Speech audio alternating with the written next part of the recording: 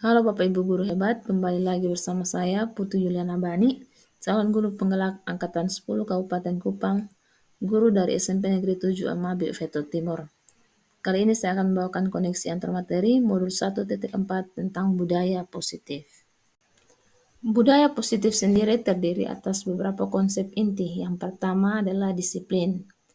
Menurut Ki Hajar Dewantara, di mana ada kemerdekaan, disitulah harus ada disiplin yang kuat.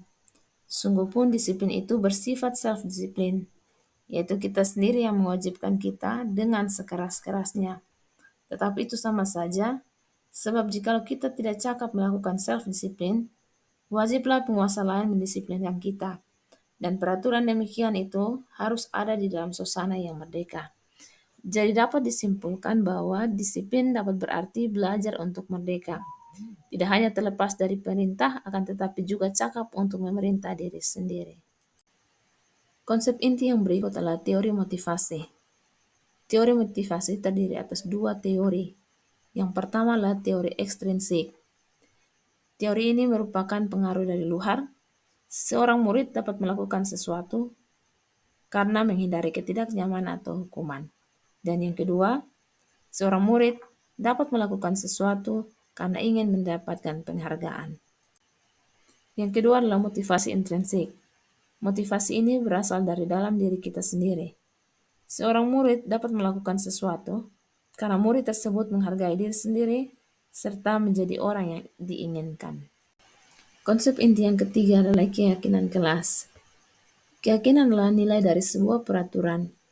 Nilai-nilai kebajikan yang menekankan pada keyakinan seseorang akan lebih memotivasi seseorang dari dalam. Seseorang akan lebih tergerak dan bersemangat untuk menjalankan keyakinannya daripada hanya sekedar mengikuti serangkaian peraturan tertulis tanpa makna. Konsep inti yang berikut adalah kebutuhan dasar manusia.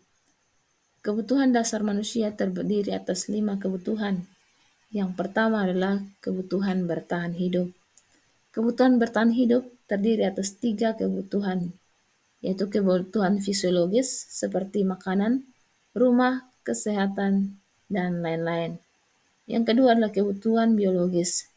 Dalam hal ini kebutuhan bereproduksi. Dan yang ketiga adalah kebutuhan psikologis tentang perasaan aman dan menyenangkan. Kebutuhan yang kedua adalah kebutuhan penguasaan.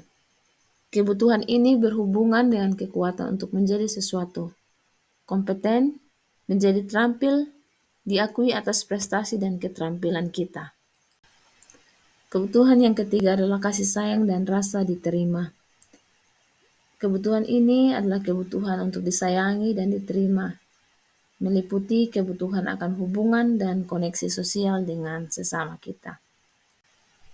Kebutuhan dasar manusia yang keempat adalah kebebasan, yaitu kebutuhan akan kemandirian, otonomi, memiliki pilihan, dan mampu mengendalikan arah hidup seseorang. Kebutuhan dasar manusia yang terakhir adalah kesenangan, kebutuhan untuk mencari kesenangan, bermain, dan tertawa. Konsep inti yang berikut adalah 5 posisi kontrol guru. Yang pertama adalah penghukum. Seorang penghukum biasanya menggunakan hukuman fisik dan verbal, menghardik dengan nada suara tinggi, dan senantiasa mengatakan sekolah memerlukan sistem untuk menekan murid. Posisi kontrol yang kedua adalah pembuat merasa bersalah. Dalam posisi ini, pembuat rasa bersalah akan menggunakan keheningan yang membuat orang lain merasa tidak nyaman, bersalah, dan rendah diri. Posisi kontrol yang ketiga adalah teman. Guru pada posisi ini tidak akan menyakiti murid, namun akan tetap berupaya mengontrol murid melalui persuasi. Posisi kontrol yang keempat adalah sebagai pemantau. Guru dalam posisi ini dalam posisi mengawasi, yang didasarkan pada peraturan dan konsekuensi, serta bertanggung jawab atas perilaku orang-orang yang kita awasi. Posisi kontrol yang terakhir adalah posisi kontrol yang paling ideal, yaitu sebagai manajer. Posisi di mana guru berbuat sesuatu bersama murid, mempersilahkan murid mempertanggungjawabkan perilakunya, mendukung murid agar dapat menemukan solusi atas permasalahannya sendiri. Konsep inti yang terakhir adalah segitiga restitusi. Segitiga restitusi adalah salah satu strategi dalam upaya penanganan masalah di sekolah yang terdiri atas 3 tahapan. Yang pertama adalah menstabilkan identitas, yang bertujuan untuk mengubah identitas anak dari orang yang gagal karena melakukan kesalahan menjadi orang yang sukses. Tahapan yang kedua adalah validasi tindakan yang salah. Setiap tindakan kita dilakukan dengan suatu tujuan, yaitu memenuhi kebutuhan dasar. Jadi dalam tahap ini, kita sebagai guru mencoba memahami kebutuhan dasar murid yang mendasari tindakan yang dilakukannya. Tahapan yang ketiga adalah menanyakan keyakinan. Jika tahap 1 dan tahap 2 sukses dilakukan, maka anak akan siap untuk dihubungkan dengan nilai yang ia yakini, sehingga timbul motivasi intrinsik dari dalam diri anak untuk berubah. Berdasarkan modul 1.1, 1.2, 1.3, dan 1.4, saya dapat membuat kesimpulan bahwa untuk mewujudkan pembelajaran yang berpihak pada murid, sesuai dengan karakter dan kebutuhan murid yang sejalan dengan visi dan prakarsa perubahan, maka penting untuk kita sebagai guru meningkatkan nilai dan peran kita dalam lingkungan belajar dengan menerapkan budaya-budaya positif kepada warga sekolah agar nilai-nilai yang tumbuh dari sebuah peraturan dapat menjadi keyakinan bagi warga sekolah, sehingga hal tersebut menjadi kebiasaan positif yang timbul dari dalam diri tanpa ada motivasi eksternal lainnya, serta kita perlu untuk meningkatkan kualitas diri dalam posisi kontrol kita agar dapat menerapkan segitiga restitusi dalam penanganan masalah sesuai dengan kebutuhan dasar murid.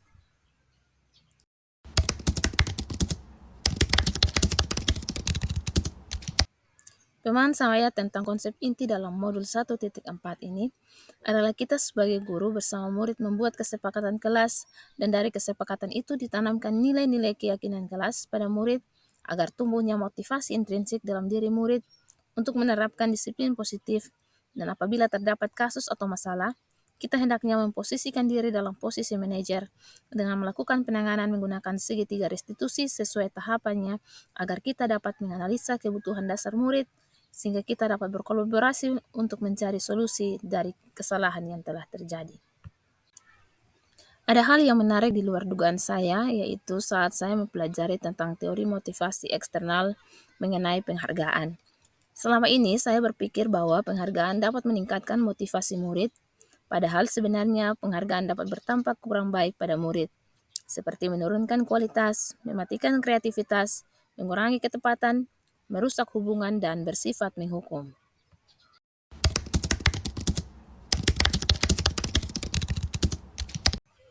Perubahan yang terjadi adalah saat dalam penanganan masalah, saya mulai membiasakan diri untuk berada di posisi teman, pemantau maupun manajer, tergantung kasus masalah yang saya tangani. Saat saya berada di posisi manajer, saya mencoba memahami kebutuhan dasar dari murid agar dapat membantu murid tersebut untuk mencari solusi dari permasalahan yang dilakukan.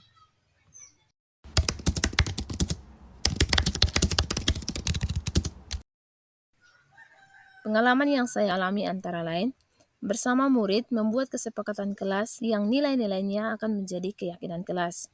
Yang kedua, memposisikan diri sebagai manajer, mengajak berdiskusi murid dengan menerapkan segitiga restitusi dalam penanganan murid yang terlambat dan murid pria yang berambut panjang. Yang ketiga, membagikan kuesioner pada murid agar dapat memahami kebutuhan-kebutuhan dasar mereka. Dan yang terakhir, mensosialisasikan budaya positif pada rekan-rekan kerja.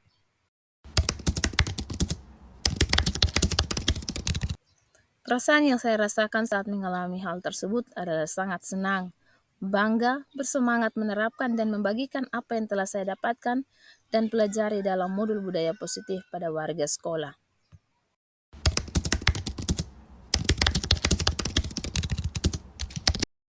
Menurut saya, hal-hal yang sudah saya terapkan telah berjalan dengan baik, seperti keyakinan kelas dan penerapan segitiga restitusi. Dan yang harus diperbaiki serta dipertahankan adalah kerjasama untuk menjaga konsistensi untuk tetap melaksanakan budaya-budaya positif yang telah berjalan.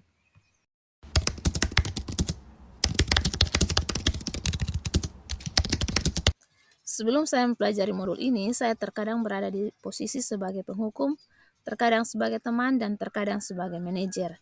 Dan biasanya saya lakukan ketiga posisi ini tergantung suasana hati saya saat itu. Tapi setelah saya mempelajari modul ini, saya menghilangkan posisi sebagai penghukum dan berusaha untuk mengikuti tahapan segitiga restitusi dengan benar. Perasaan saya setelah melakukan perubahan adalah lebih lega dan tidak merasa seperti dulu saat saya masih sebagai posisi penghukum.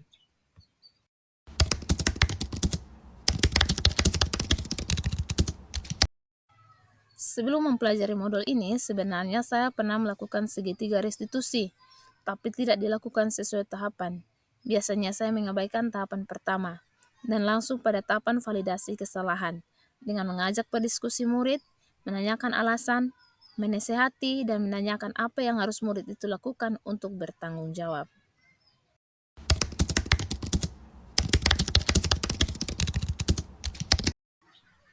Menurut saya, hal lain yang perlu dipelajari untuk meningkatkan budaya positif yaitu cara memenuhi kebutuhan dasar anak dan berkolaborasi bersama orang tua agar budaya positif ini tidak hanya dilakukan di sekolah saja, tapi juga dilakukan di rumah.